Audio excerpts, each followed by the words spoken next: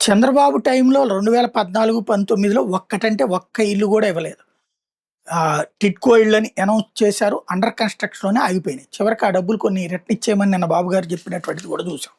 ఇకపోతే జగన్ వచ్చాక 30,00,000 ఇళ్ళు అన్నాడు. అందులో 7,00,000 దాకా పూర్తయినాయి. ఈ విషయాన్ని నిన్న మరొకసారి లోక్సభ సాక్షిగా కేంద్ర ప్రభుత్వం చెప్పింది. రాష్ట్రంలో వైఎస్ఆర్‌సీ ప్రభుత్వంలోని పేదలకు అత్యధిక ఇళ్ల నిర్మాణం జరిగిందని లోక్సభలో కేంద్ర గృహ నిర్మాణ పట్టణాభివృద్ధి శాఖ సహాయ మంత్రి టోకాన్ సాహు స్పష్టం చేశారు. 19, 24 మధ్య 5 ఏళ్లలో ఆంధ్రప్రదేశ్‌లో పేదలకి 6,85,864 ఇళ్ల నిర్మాణం పూర్తయ్యాయని చెప్పారు. వాడి కోసం 15,715 కోట్లు వ్యయం చేసినట్టు చెప్పారు.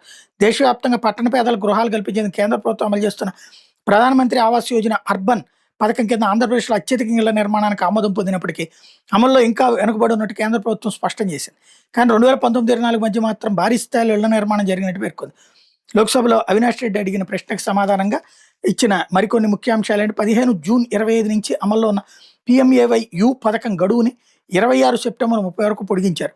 PMAY-U 2.0 పథకాల కింద ఏపీకి 15, 28, 26 మధ్య 19.48 లక్షల ఇళ్లకు ఆమోదం లభించింది. ఇప్పటిదాకా 11.24 లక్షల ఇళ్ళు మాత్రం పూర్తయినాయి.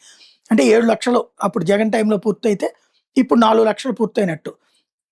ఇందులో 5 ఏళ్ల కాలంలో సగానికి పైగా ఇళ్ళు జగన్ ప్రభుత్వాలను పూర్తయినాయి. దేశవ్యాప్తంగా 125.15 లక్షల ఇళ్ల నిర్మాణానికి ఆమోదం చెప్తే 97.3 లక్షల ఇళ్ళు పూర్తయినాయి. కేంద్ర ప్రభుత్వం ఈ పథకాల కింద ఆంధ్రప్రదేశ్కి 29,811 కోట్లు మంజూరు చేస్తే ఇప్పటిదాకా 24,045 కోట్లు విడుదలైంది. రాష్ట్రం నుంచి అవసరమైన అనుమతులు, నివేదికలు అందిన మేరకు నిధులు విడుదలవుతుంది.